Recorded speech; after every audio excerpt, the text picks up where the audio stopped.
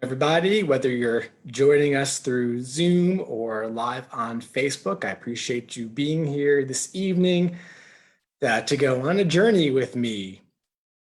Uh, my name is Dan Scheiman. I'm the Bird Conservation Director for Audubon, Arkansas.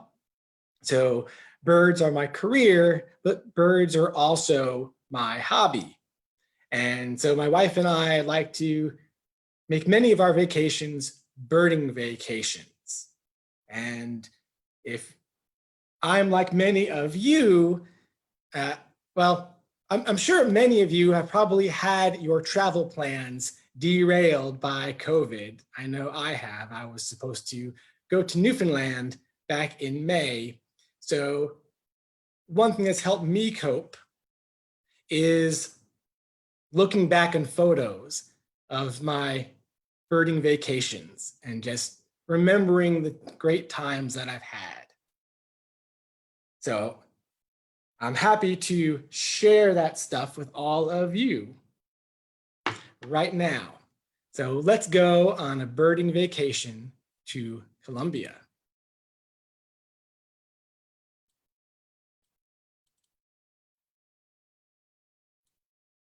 And if you have any questions, I'll be happy to take those at the end. You can use the chat box in Zoom, or if you're watching through Facebook, you can post your questions in the comment box.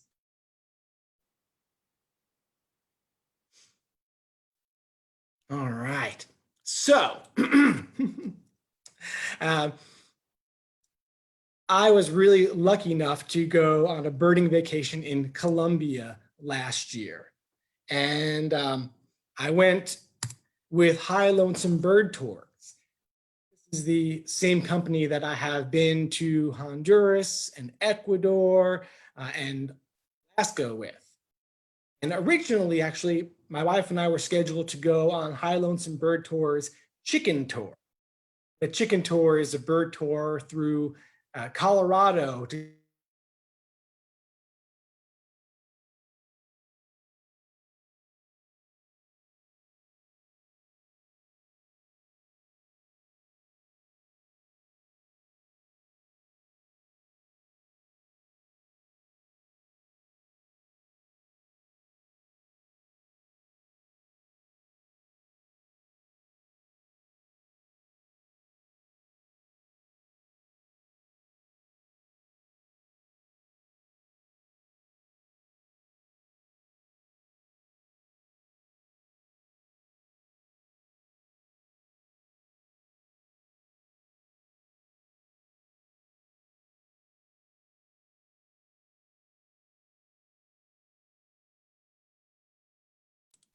I'm unmuted. Okay. Sorry about that. Start over again here.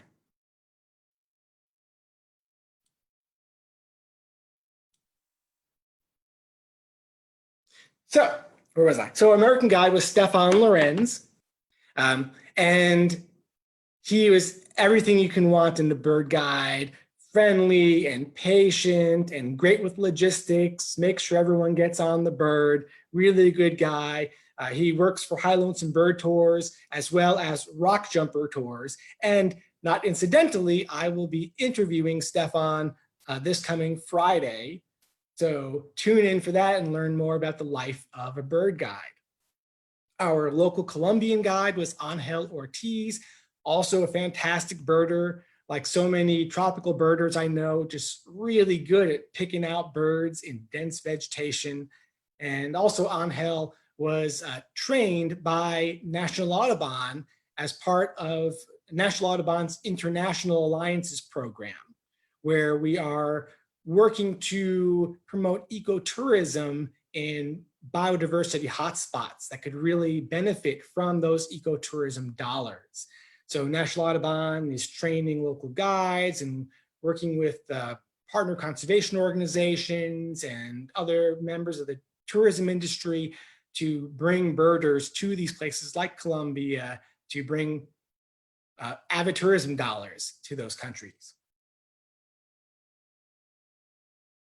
So like on many of my trips, you got to get prepared. So I bought the field guide to Colombia, and there are a lot of birds in there because Colombia has the highest bird species diversity of any country in the world, just over 1,900 species, which means that 20% of the world's bird species can be found in Colombia, in an area that's the size of Texas and California combined. Colombia also has the highest number of endemic bird species in the world at 85. Endemic means found only in Colombia and nowhere else in the world. And then also the highest number of near endemics at 187. And near endemic means at least 50% of that bird's population is found in Colombia, with the rest of the bird population also found in a neighboring country. So to prepare, rather than just flip through the field guide, I actually made flashcards, which is a study strategy that I used for the first time for our Honduras trip. And I think it really paid off. We got the bird species, the illustration and the field marks on one side and the name on the other side. And I just spend time for the months before the trip, flipping through the cards in my free time, trying to learn those birds. And of course, I didn't expect to really memorize all those birds, but at least it gives me an idea of what I'm looking at. So when our guides say, oh, there is a scarlet-fronted parrot, well, then I kind of know what field marks to be looking for when I see that bird. And it just took a long time. I have 2 index card boxes full of flashcards. And of course, I made it just for the birds we might see in our trip, not for all of Colombia. So Colombia is in northern South America, and it's the only South American country that has both a Caribbean and a Pacific coastline. Helps add to its bird species diversity because you have birds that are found on one coast and not the other. Colombia also has the northern extent of the Andes. So here you have birds that are found only in the Andes or maybe only in one arm of that mountain range and not the other arms. There are birds that are found only in one inter-Andean valley and no other place on Earth.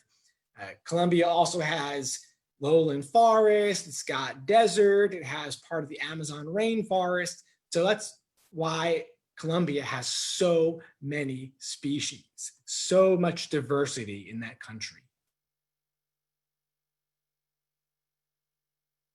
And we spent our entire time only in the northern part of the country. We explored just a tiny fraction, primarily in 2 separate mountain ranges, which are at once both the northern extent of the Andes, but also geographically separated from the rest of the Andes. So they have their own biodiversity that are endemic to those mountain ranges.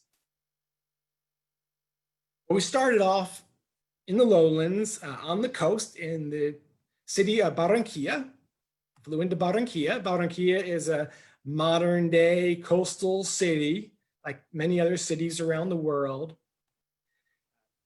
Right away, started getting live birds. We got to our hotel, had lunch in the patio, and right above our heads, first live bird of the trip, red-crowned woodpecker, which I know looks a lot like our red-bellied woodpecker, but it is a different species.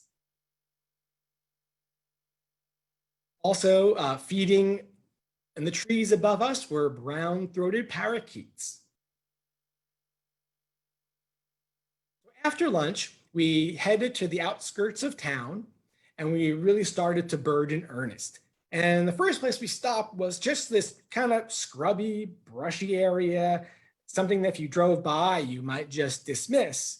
But it was here that we got our first endemic species of the trip, the chestnut-winged chachalaca. Chachalacas are big turkey-sized birds, but they're pretty tame. And this species is restricted to the northern part of Colombia. And as you can see, it doesn't mind being in a relatively urban area. It wasn't too much longer that we got our next endemic of the trip, the sapphire-bellied hummingbird, also restricted to northern Colombia. And also another species of hummingbird there, the aptly named shining green hummingbird, female on the left, male on the right. And one of my favorite birds of the trip, the bicolored wren. Like so many wrens, they're noisy birds. They're found all over the place in the lowlands, but they're really cool looking. They're really big, at large, and in charge. I think our Carolina wren might stand up to the belly of this bird. It's a big wren. So the next day, we started making our way eastwards, crossing the Magdalena River, which is a major river for Colombia, and went to the Palermo area and Isla de Salamanca.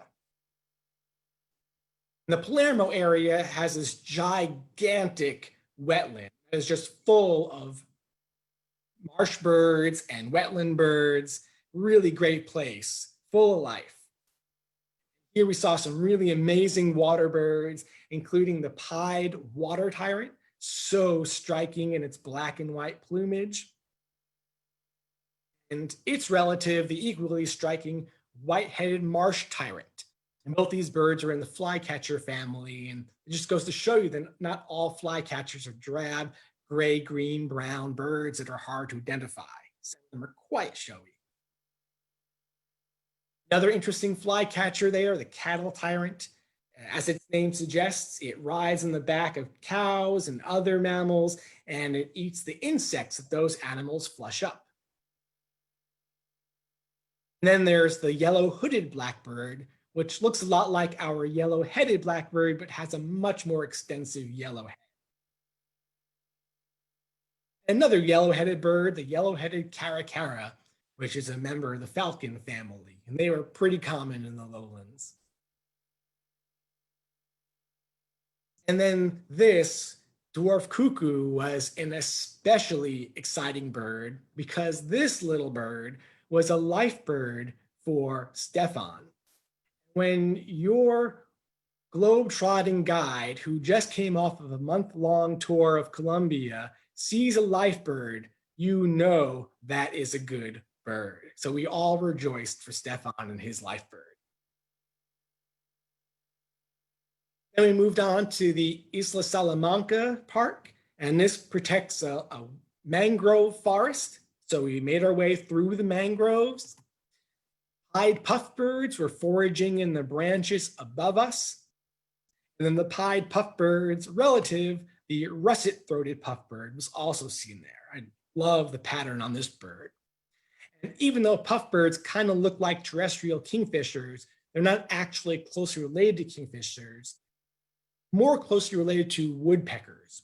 Although, of course, we did see kingfishers in this wetland habitat, including the biggest of them all, the ring kingfisher, as well as the Amazon kingfisher and the green kingfisher.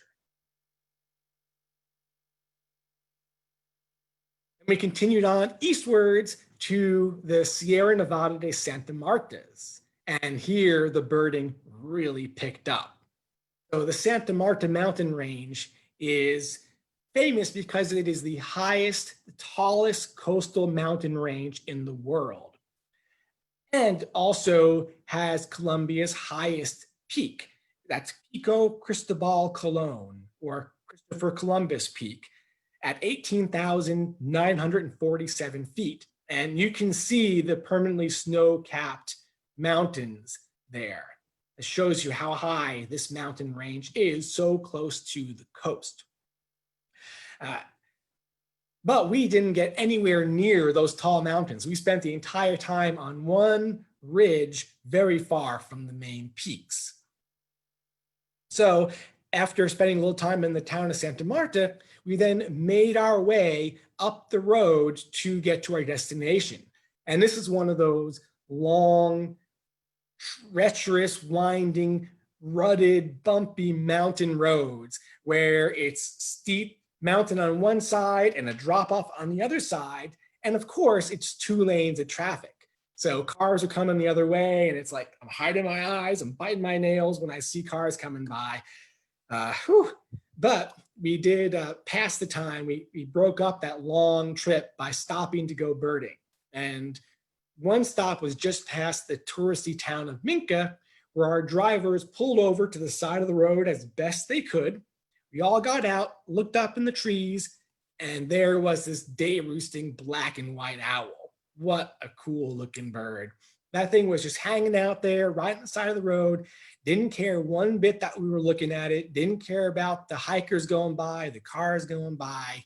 And in fact, when we came back down the mountain 3 days later, the bird was in the exact same spot.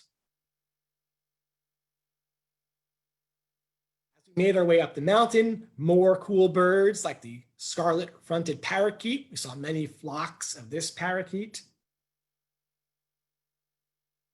The near endemic golden-winged sparrow, really striking member of the sparrow family. Love that big yellow bill.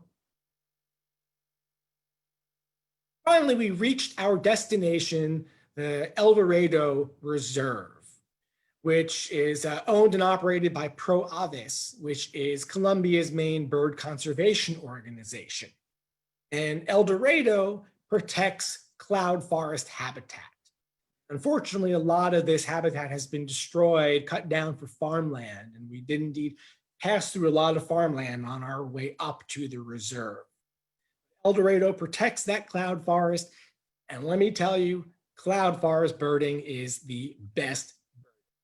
Not only is it chock full of bird species, but it's also really cool temperature-wise, and there are no mosquitoes there. And it's full of other great plants and animals, amazing flowering plants and giant tree ferns and all sorts of great things to gawk at when you're up there. So love cloud forest birding. Up here on the ridge at about 8,000 feet or so, Pro Aves has built a lodge and a big dining area. And from the dining area, you can watch the birds eat as well. So this dining area seats multiple groups, and we would watch the birds come to the feeders, but not your average backyard feeder birds like we have in the US. Oh no, beautiful birds like the blue-naped Chlorophonia, which to me is just like emblematic of Colombia's birds. And I just think of it when I see this bird species. Beautiful little thing. And the sickle-winged guans that were coming in to feed on the compost pile on the grounds. Then the endemic Sierra Nevada brushfinch came into the feeders. Oh, and let me be clear, when I say endemic, at this point, I mean endemic to the Santa Marta Mountains and found nowhere else in the world.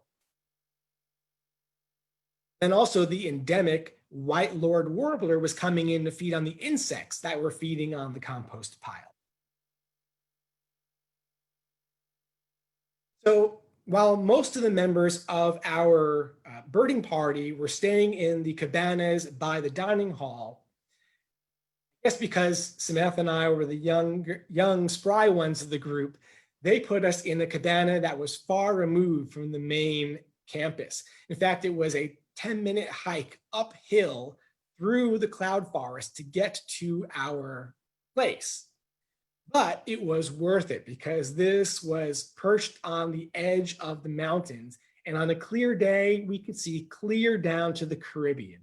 It was gorgeous. We did not want to leave this place. Also, on the walk back and forth, we did get to see more birds and add more birds to our trip list. So really, it was worth it. So after lunch, we got together again and started making our way up the ridgeway, up the ridgeline, toward cloud forest birding.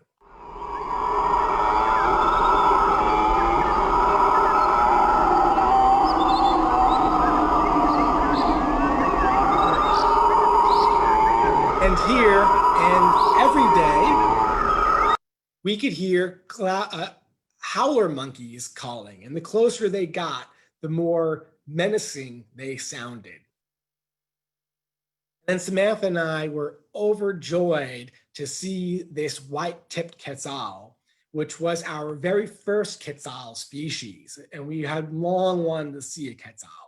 Now, when you think Quetzals, you probably think the resplendent Quetzal, which is the national bird of Guatemala.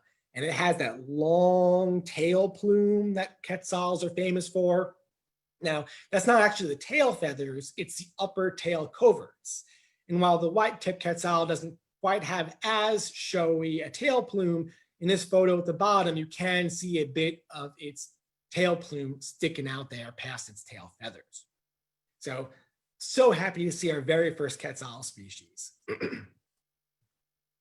Further up the mountain, we saw southern emerald toucanets, which are small members of the toucan family, but still pretty big birds.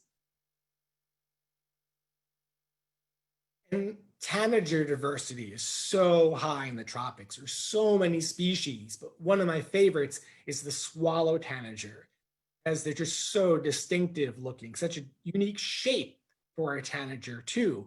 Male on the left, female on the right, and this really striking dimorphism. When we got to the top of the ridgeline, we were really lucky to see the endangered endemic Santa Marta parakeet. Now, this bird is endangered because first it's restricted to only the northern slope of the Santa Martas, and then there's been a lot of habitat loss on this species. So there are not that many of them, and not every group that goes up the mountain sees these birds. And even when you see them, oftentimes they're just flying by in a quick flock. But we were super lucky because we saw a flock of them feeding in a tree. So we got long looks through binoculars and scopes, got to take photos. And really, folks, this photo does not do this bird justice. It is a beautiful little parakeet, lots of color on the throat, lots of color on the shoulder, gorgeous little thing. This was Samantha's favorite bird of the trip. And in the airport on the way out in Bogota, she bought Santa Marta parakeet earrings to commemorate the trip. So at the top of the ridgeline, beautiful, vast view. And if you look out in the distance, oh, there it is. There is Pico Cristobal Colon, Colombia's highest peak and its snow-capped top. So we were far away from it, but it's so tall we could see it. And then on our way back down the mountain and on subsequent days going up and down, many more birds, including the endemic yellow-crowned redstart, which is a warbler, the endemic Santa Marta warbler, which I just love the way its black and white head pattern contrasts with its plain yellow body, and the Santa Marta ant pitta, of course, another endemic. And if you have birded in the tropics, then you know that ant pittas are notoriously hard to see.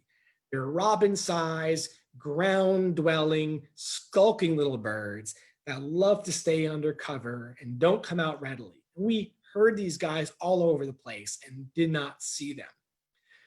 But in order to let birders see these birds without unduly disturbing these birds, in certain areas, biologists are training one or a few ant pittas to come out for food to give birders a good look. And Samantha and I had this experience with the Hocotoco ant pitta in southern Ecuador. So for the Santa Marta ant pitta, we got together with another birding group and went to this one spot on the edge of the forest. We had to all sit very still and quiet while a local biologist went to this log and he started whistling repeatedly. And I don't remember what the whistle was. It was like just constantly whistling while he was putting these worms out on the log. And when he heard the bird coming, he quietly stepped away, still whistling. The ant pitta came out, grabbed the worms, and flew back into the forest. And that was our look at the Santa Marta ant pitta. We also got a look at an even harder bird to see, the endemic Santa Marta tapaculo. And now tapaculos are even harder to see than ant pittas. They're just little mice with wings scurrying through the dense vegetation. And as far as I know, you can't train them to come out for worms. So to see tapaculos, it really does take patience, persistence, and playback. So our guide would put the speaker on the edge of the woods, and we'd have to stand in one spot and look towards a gap in the shrubbery in another spot, and just hope the bird would fly through that gap so we could all see it. But we got to see this one, but we did not see what we did here, the other endemic, the brown rumped tapaculo, which occurs at higher elevation than this species. Further down on the mountain, we stopped at this one area that had an abundance of flowering plants, hoping to see 2 more endemic hummingbird species. And so we stopped, we got out, we ate our lunch, and in about 20 minutes, bingo, first one, the Santa Marta blossom crown. And the male blossom crown does have a beautiful beige and burgundy crown. We didn't see that because this is the female, but those kind of beige tipped tail, that is a good field mark for the Santa Marta blossom crown. And then a few minutes later, the other endemic, the Santa Marta wood star. And wood stars are tiny little, almost bee-like hummingbirds. There were, of course, other birds coming to feed on the flowers, like this flower piercer, the rusty flower piercer. And flower piercers have this hooked bill that lets them pierce the base of a flower and drink the nectar without having to stick their head down the flower tube and get pollen all over them. So they kind of are nectar robbers. First night there, we got lucky and saw this kinkajou, which is a member of the raccoon family. So we were all in the dining hall eating dinner when a guide from another group came running in and said, "There's a kinkajou outside." So we all throw down our utensils, grab our cameras and binoculars, run outside, and there in the tree above the lodge, this kinkajou sitting right there. While we watched the kinkajou, a troop of gray-handed night monkeys came through as well. And night monkeys are cool because they are nocturnal monkeys. And Samantha and I were overjoyed because the kinkajou was a species we missed in Honduras. The one night hike that we did not go on, they saw a kinkajou. So we were regretting that, but got to make up for it now. Another night, Stefan and Angel took us on a walk up the road to go look for Santa Marta screech owls, another endemic species. After using a little bit of playback and listening in the dark,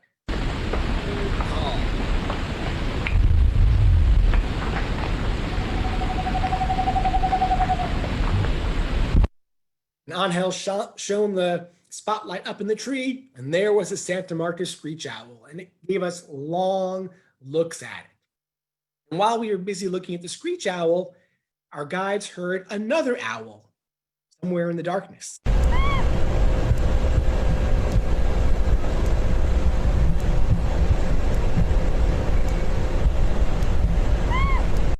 So we ran up the road, shone a light in the forest, and there, much to our astonishment, was a Stygian owl.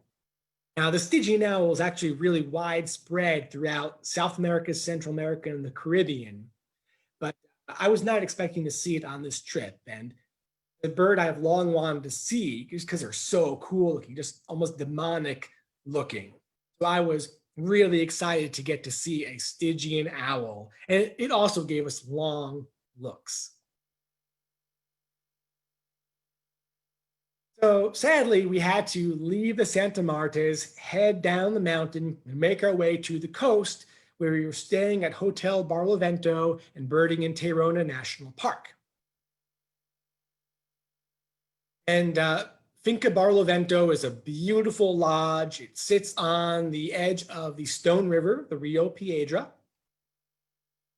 And it sits where the Rio Piedra meets the Caribbean. So from our room, if you look in one direction, you have this beautiful view of the Caribbean Ocean. And you look in the other direction, there is the Stone River and in the distance, Tirona National Park. It was from this spot that I saw my favorite bird of the trip. So let me tell you the story. All right, coming down from the Santa Martas, we were supposed to take this side road and go into some foothills where we would wait until dusk and then have an excellent chance of seeing military macaws coming in to roost. Unfortunately, when we got to the turnoff, there were emergency vehicles there because there was a wildfire going on in those foothills. So instead, we had to just carry on and go to the hotel earlier than planned. Now, on the drive, Angel and Stefan were talking, and they said, if anyone still wants to see a military macaw, after we get to the hotel and unpack, we will take you and to another spot. Now, it's an hour-and-a-half trip one way, and there's like a 20% chance you'll see macaws, and they're certainly going to be flying by at a distance. But if anyone wants to do that, we'll do it for you. And I was the only one who raised my hand because I really wanted to see a macaw. Never seen a macaw species. But we were driving on.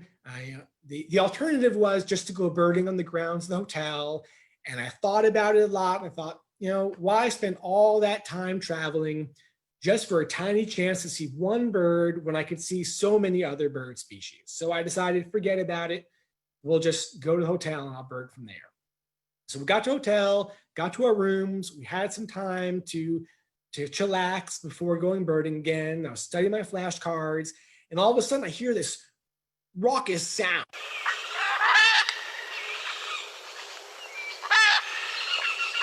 I'm like, what is that? And I look out in that distance there, and there two military macaws are flying by. And I scream, macaw, hoping that someone else from our group will come out and see them. No one else did, but Samantha and I got great looks through our binoculars, got to see all the field marks. And just to confirm it, Stefan did say he heard them from inside his room. So I made the right choice. I got my bird. I got to relax, and we had a fantastic afternoon of birding on the grounds of the hotel. It was like one of the best tropical birding experiences we've ever had. There were birds dripping from the trees, one new species after another. It was amazing, including the only mott-mott of the trip, the whooping mott-mott. So, fantastic, worked out for me. The next day, we went into Tirona National Park, which protects coastal forests and beach habitat and marine habitat. And you can see on the sign here, there are some military macaws. Also illustrated on the sign in the bottom right is another endemic species, the blue-billed curassow. It is endemic, and it's also highly endangered because curassows tend to be hunted and poached where they occur. But Tirona protects a pretty good population. We tried for this bird. We got there before dawn and scanned the roads, hoping one would cross, but alas, never saw this one. But we did see other great birds. We hit the trails, walked around, got lucky, and this gray-cowled wood rail was walking around in the open instead of being undercover in the forest.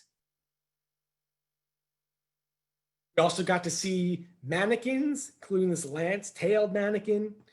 Mannequins are famous because the males do these elaborate courtship dance with the female, and the adult male, mature male, requires one or more immature males to help him do the dance. And the immature males benefit because they learn the dance, and if the adult male ever dies, one of them gets to inherit the territory. So we saw lance-tailed mannequins doing their thing, and also white bearded mannequins doing their thing too. Also got the only jacamar of the trip, the rufous-tailed jacamar here. That bill. And really the best species of the day was not a bird, but this brown-throated sloth, which is a member of the three-toed sloth group.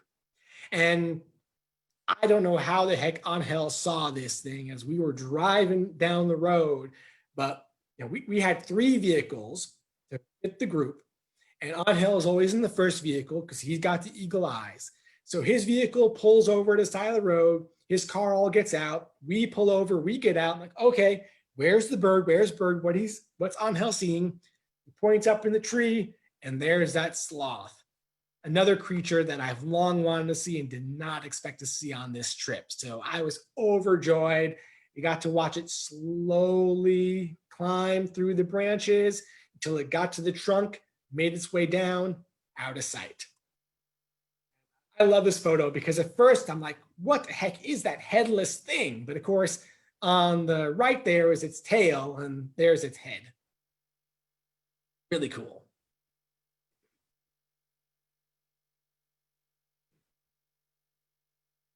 In this forest, we also got to see the endemic Santa Marta white-fronted capuchin. And after birding in the park, we then went into town to have lunch, and we were birding from the balcony of the restaurant, looking at the Stone River, picking up new species, when all of a sudden we see this little troop of adorable cotton-top tamarins. And we quickly threw down our utensils, grabbed our cameras and binoculars, ran out of the restaurant, and tried to chase down this little troop that was climbing on the trees between all of the stores, trying to get better views of these adorable little critters.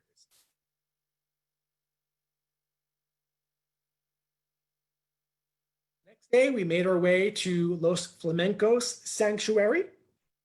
Now, Los Flamencos is on the base of the Guajira Peninsula.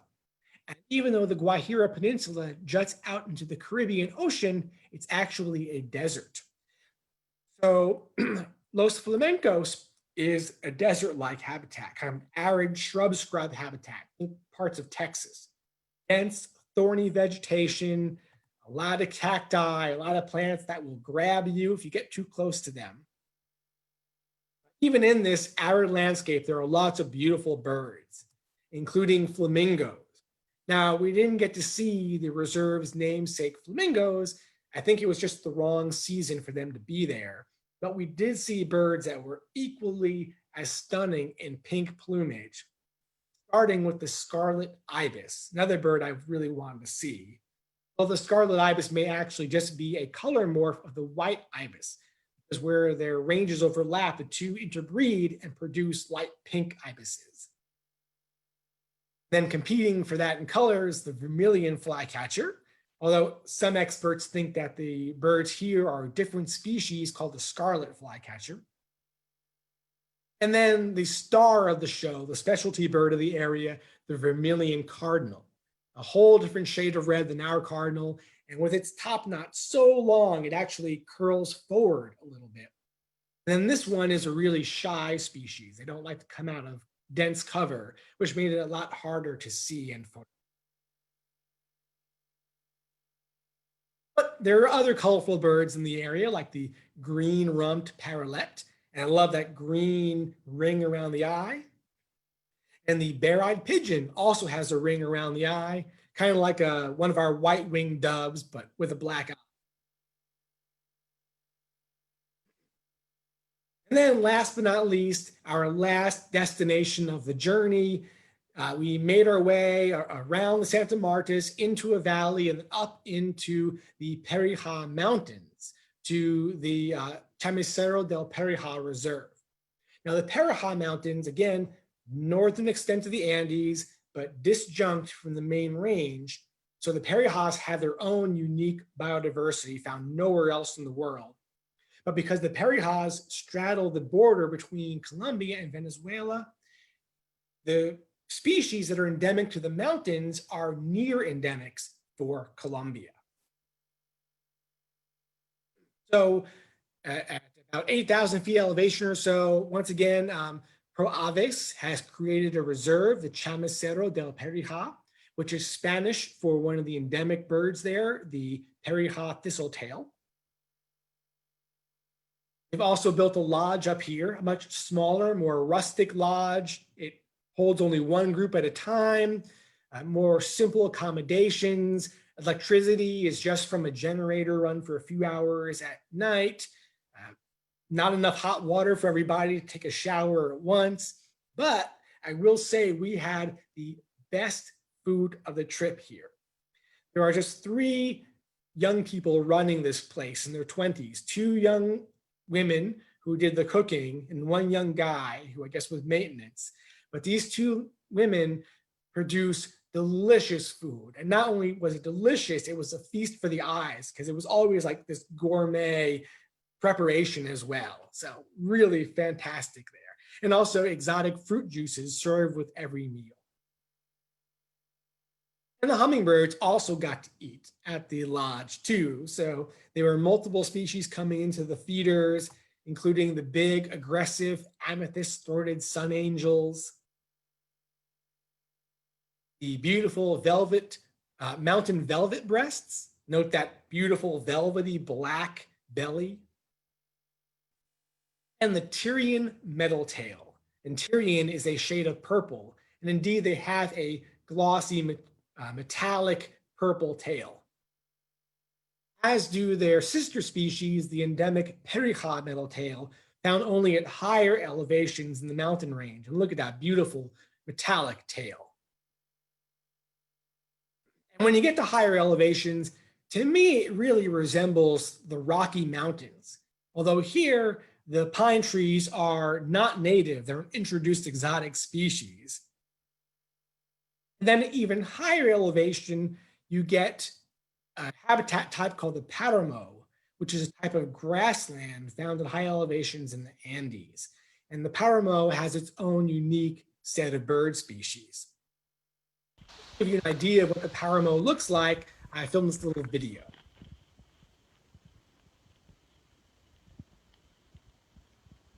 And that ridge line out there, that just over that ridge line is Venezuela. That's how close we were to the border. We were hoping to see raptors flying along the ridge, but that didn't really happen. Does anyone ever hike up to those tall peaks? It's actually rarely climbed.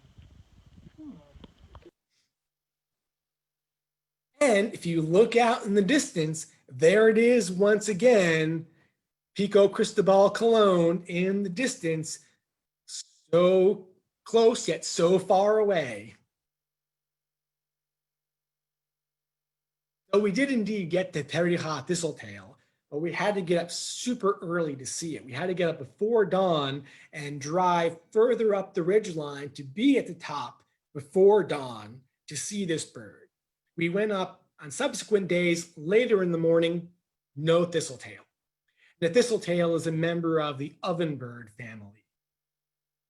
And we got to see its slightly more colorful cousin, the streak-backed canistero. Note the little kind of orangey throat and orangey wing patch.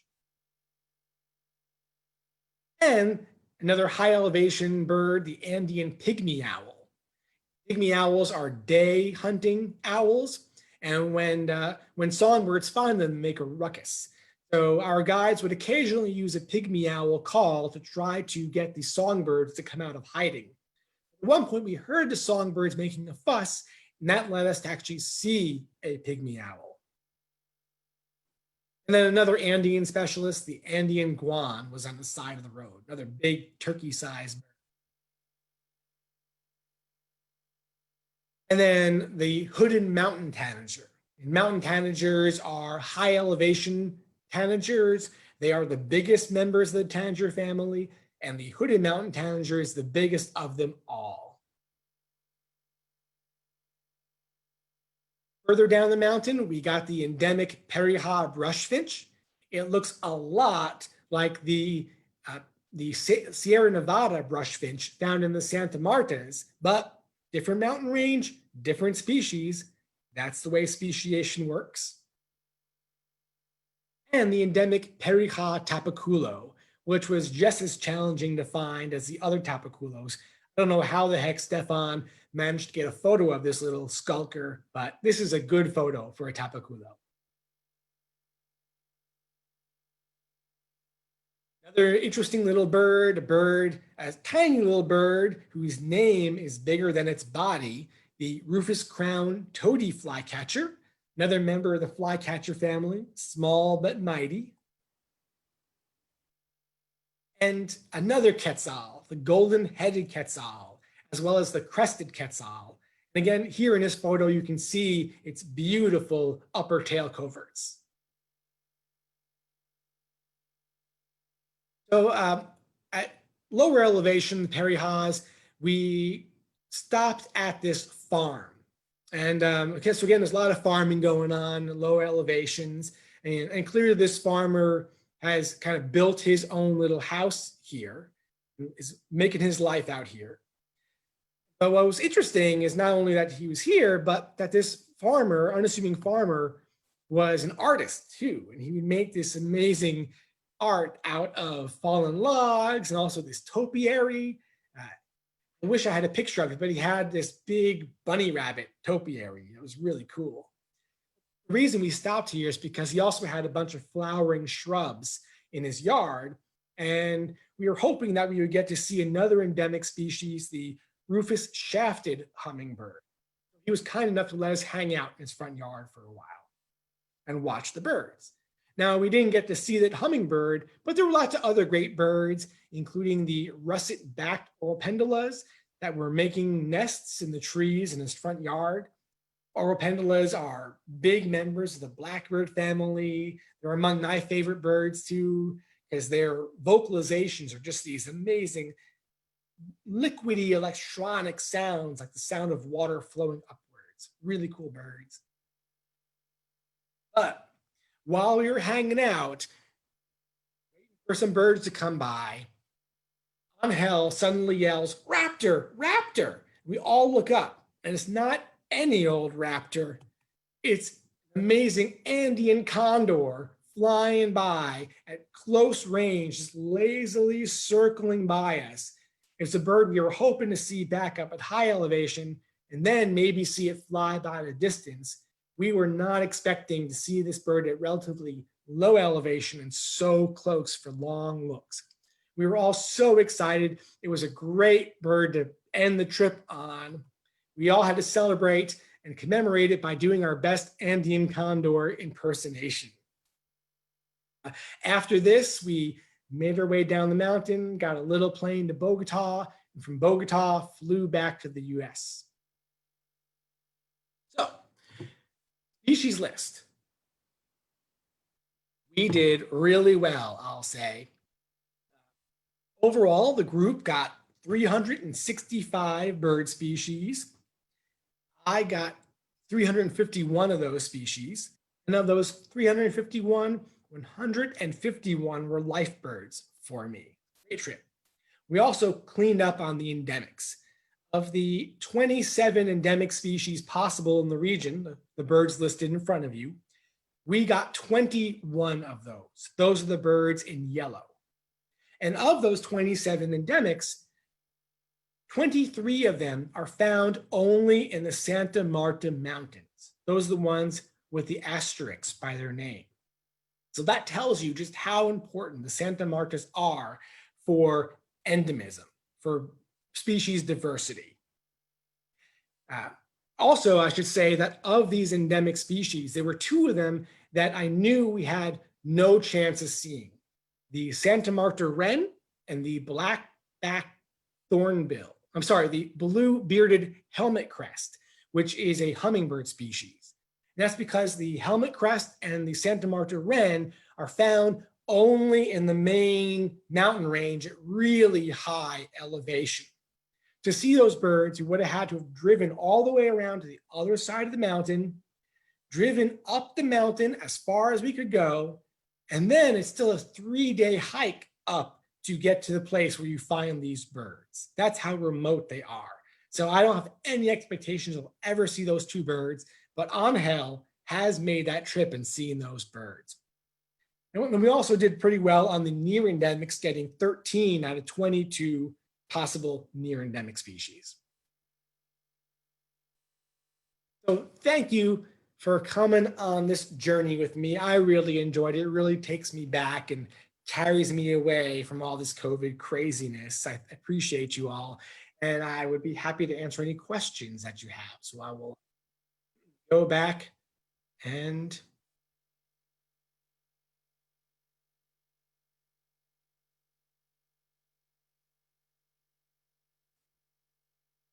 go to the chat box.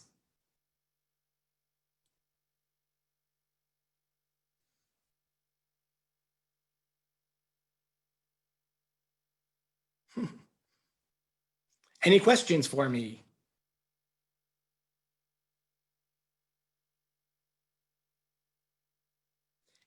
Any issues with safety? No, not really. I know Colombia's had a history of violence, but a lot of that is in the past now, and a very welcoming place for birders. A lot of birders are going in there now to explore and discover new species. And of course, we were with a group. We had our guides. We had also 3 drivers.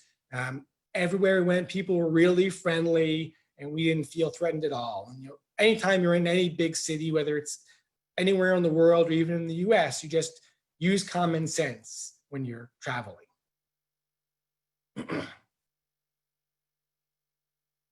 How did I find out about this trip? So Samantha and I were invited by High Lonesome Bird Tours owner, Forrest Davis, because we have been on multiple High Lonesome Bird Tours with him. But this trip was a success, and he's offered other Colombia tours. I'm sure there are more to come if you want to go there.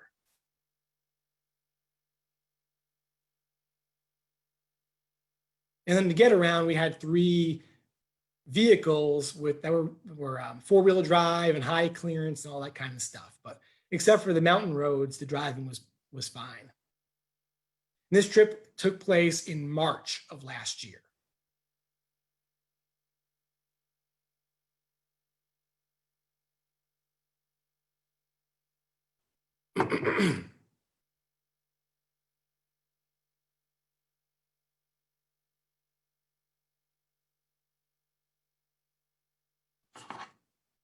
And this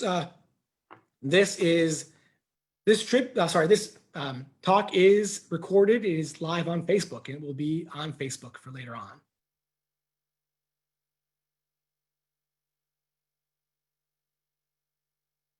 Any other questions? And by the way, here is the field guide. For having a lot of birds, it really actually is a pretty small guide. And that's probably because the illustrations are also pretty small. So they're not the greatest illustrations. I did use some other field guides for surrounding countries to help me study and make my flashcards.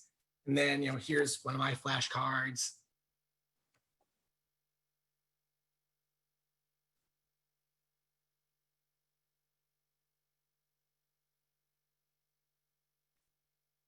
So another question was, how did I choose this particular field guide? It's because it's the newest, latest and greatest field guide for Colombia. Actually, I believe this field guide, I had to pre-order this field guide because it hadn't come out yet when I first booked the trip.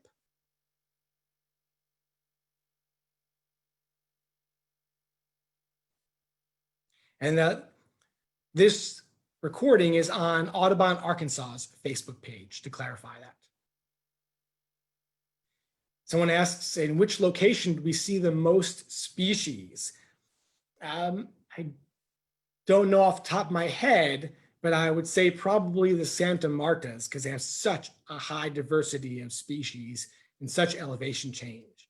But that's also why I have eBird and kept lots of lists, and all my lists are in eBird, so I can go back and look at it and do all sorts of exploring about the birds that I saw.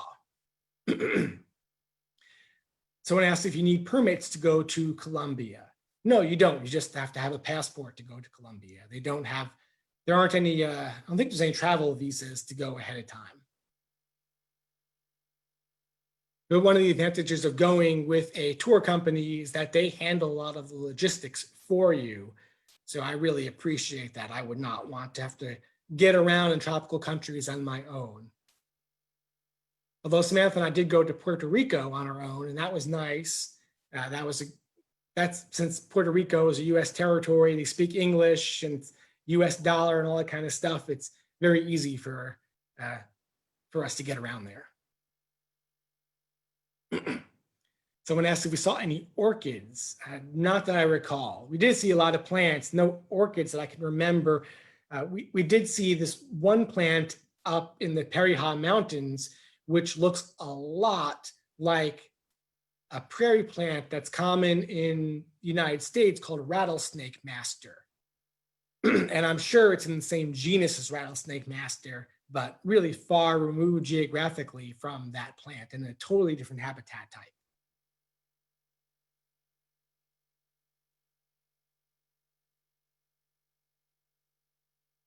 Any other questions?